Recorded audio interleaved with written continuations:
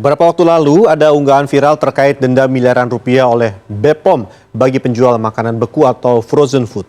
Banyak pelaku usaha kecil di bidang makanan beku ini mempertanyakan denda ini. Lalu sebenarnya bagaimana izin dan aturan yang harus dijalani usaha makanan beku? Kita simak informasinya.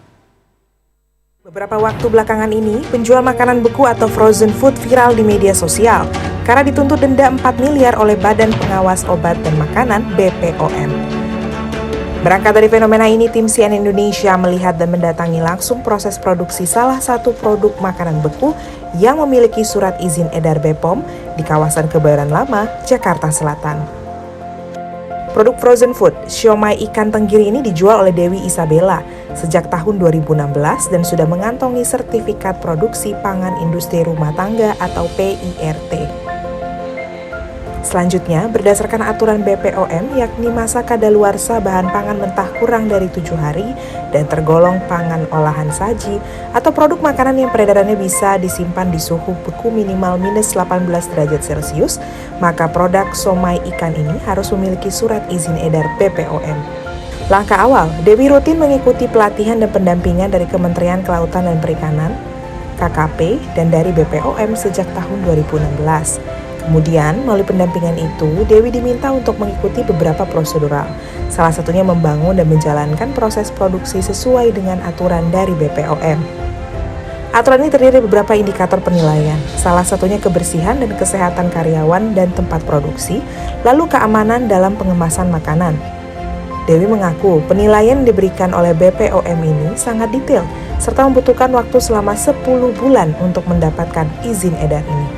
Nah, waktu itu siomay Cipsi ditawarin untuk ikut pelatihan dari BPOM, di mana difasilitasi oleh Kementerian Kelautan.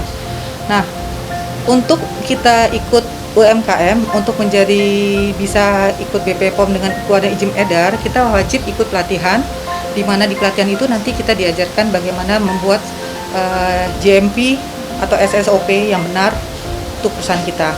Nah, dari situ nanti kita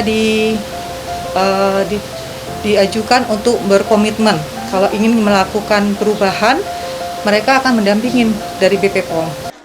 Dewi menambahkan, setelah menerima izin edar, pengusaha produk harus memiliki komitmen dan etika berjualan produk pangan, karena jika melanggar berpotensi pencabutan surat izin edar makanan. Menurut ahli produksi makanan, dalam memproduksi serta memproses produk frozen food, kebersihan dalam proses produksi hingga proses pendinginan produk setelah dimasak hingga sebelum dikemas menjadi tantangan paling besar bagi para pedagang yang hendak mengajukan surat izin edar BPOM.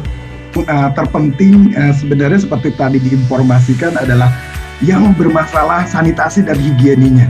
Jadi beresin dulu kebersihan dan sanitasinya benar-benar sampai kinclong. Kalau bisa benar-benar sampai bersih. Kami memahami bahwa ini dipersulit, tapi bereskan dulu. Hunayfi menambahkan, tahap uji sanitasi dan kebersihan ini cukup memakan waktu yang lama, sehingga mempengaruhi proses keluar izin edar BPOM produk makanan tersebut.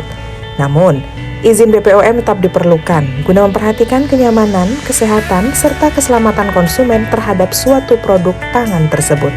Nora Spasia, Yuliana Sri, Jakarta.